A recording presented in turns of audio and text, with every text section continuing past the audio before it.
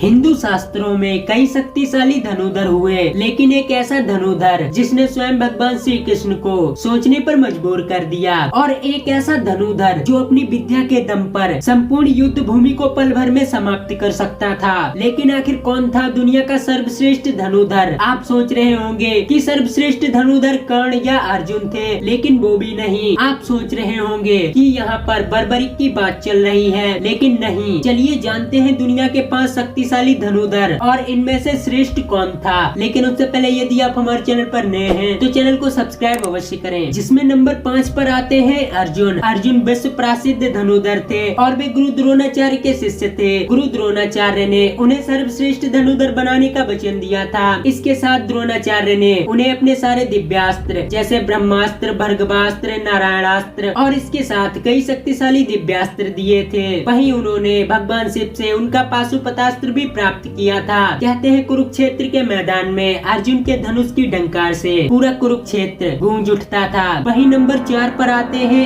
एकलव्य। कहते हैं एकलव्य ने गुरु द्रोणाचार्य की मूर्ति बनाकर धनुर्विद्या सीखी थी। जब गुरु द्रोणाचार्य को ये बात पता चली तो उन्होंने एकलव्य से उनका अंगूठा गुरु दक्षिणा के रूप में मांग लिया, क्योंकि गुरु द्रोणाचार्य सिर्फ अर्जुन को सर्वश्रेष्ठ बनाना चाहते थे। और नंबर 3 पर आते हैं बर्बरिक। कहते हैं बर्बरिक भीम के पुत्र घटोत्कच की संतान थे। बर्बरिक को बचपन से ही धनुर्विद्या में बहुत रुचि थी, जिसके चलते उन्हें 3 शक्तिशाली अमोघ बाण वरदान के रूप में प्राप्त हुए। और ये बाण इतने शक्तिशाली थे कि ये बाण पल भर में महाभारत के युद्ध को समाप्त कर सकते थे। लेकिन वे महाभारत का युद्ध नहीं लड़ सके, क्योंकि उन्होंने एक वचन दिया था कि वे उसी पक्ष की तरफ से युद्ध करेंगे जो पक्ष हार रहा होगा। जिसके चलते भगवान श्री कृष्ण को पता था कि युद्ध में कौरवों की हार निश्चित है, और यदि ये कौरवों की तरफ से लड़ा तो अर्जुन कभी युद्ध नहीं जीत सकेगा। जिसके चलते उन्होंने बर्बरिक का सर दान में मांग लिया था। वैसे तो महाभारत काल में सैकड़ों योद्धा हुए,